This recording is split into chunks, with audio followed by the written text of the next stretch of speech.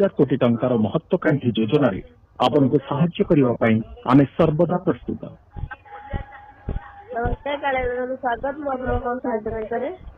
नमस्कार मैडम। आज्ञा second phase आउथरे गोटे गवर्नमेंट स्टार्ट करछि तो जेटा 25 रु 5 तारिख पर्यंत जनवरी 25 रु फेब्रुआरी 5 पर्यंत अप्लाई करिया पई। आज्ञा आज्ञा तो एथरे जो माने भी अप्लाई कले तो सेति भितरु जे चासी बेले आपण जो गवर्नमेंट जानले जे चासी अछनी प्रूफ हैला तो सेमानो को एति 5 तारिख सरी जाउछि अप्लाई करिया तापर 5 तारिख पर सेमानो ना आसीबो जे beneficiary list second beneficiary list आसीबो मैडम। आज्ञा आज्ञा हाँ मैडम हेले एबे जो फास्ट जो लिस्ट जो छाड़ीला वेबसाइट से जो बेनिफिशियरी मानू को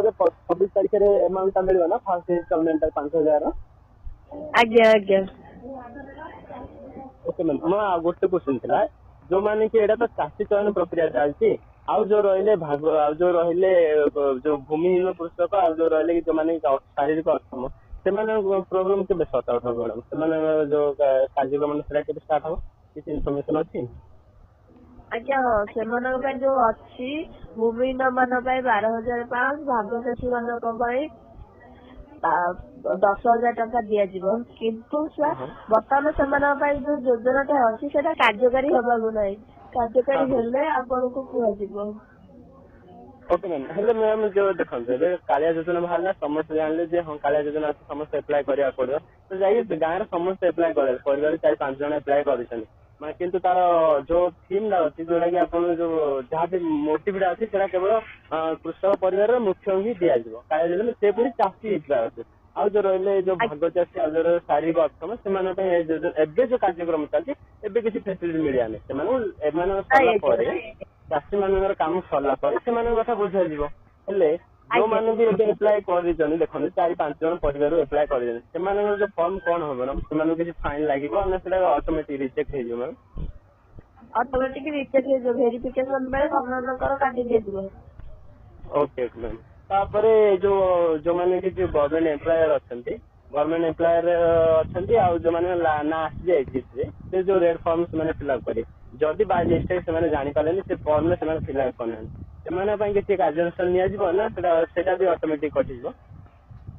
आगे सेमानको बर्तमान किसी दियाजिबो नै जेतेबेले सेमानको पई आसीजिबो सुविधा तांको सेमानकर सेमानको सेतेबेले दियाजिबो। आगे हाँ ना ना मु क्वेश्चन थिला कि जो गवर्नमेंट एम्प्लॉयर अछनी जो माने कि पेंशन पाउछनी सेमान जो कृषक जाउन सेमाने तो रेड फॉर्म फिलअप करी सेमाने जो ना आसी जायछि सेमाने ना काटी सेथरे जाई रेड फॉर्म फिलअप करी जे मु गवर्नमेंट एम्प्लॉयर बोली किंतु बाय मिस्टेक जदि सेमाने जानि पालेनी कि रेड फॉर्म फिलअप करलेनी सेति कोन गवर्नमेंट रे कार्यानुष्ठान निया जिवो ना सेटा भी कटि जना ऑटोमेटिक। आगे सुनतो जो माने गवर्नमेंट एम्प्लॉय अछथि सेमाने अप्लाई करिथिलो मते लिस्ट आसी जाउछि एवं सेमाने काटि दो जदि जो माने न आसियो वेरिफिकेशन बेले सेमाने काटि दिया जिवो। आगे ओके ओके आगे मैम थैंक यू मैम बहुत धन्यवाद कार्यालय को कॉल कर। हेलो आगे आगे आगे जो आपन जो लाइफ इंश्योरेंस का कवर अछि सेटा भी मैडम पर हबो ना चासी मान तो चासी जो चासी मान ना आसी जायछि से माने बे लाइफ इंश्योरेंस का अप्लाई कर देबे ना सेटा सब सरला परे ही लाइफ इंश्योरेंस का पर हो। सॉरी सर हमको तो सिस्टम दिया जाय नहीं ना देखो जो लाइफ इंश्योरेंस तो तीन कैटेगरी जाको दिया हो ना लाइफ इंश्योरेंस का सेटा एबे दिया होछि कारण अधा तो काम आरंभ हो सलानी चासी मान को कार्यक्रम जो आरंभ हलानी जो चासी मान को देई ना सर। Okay okay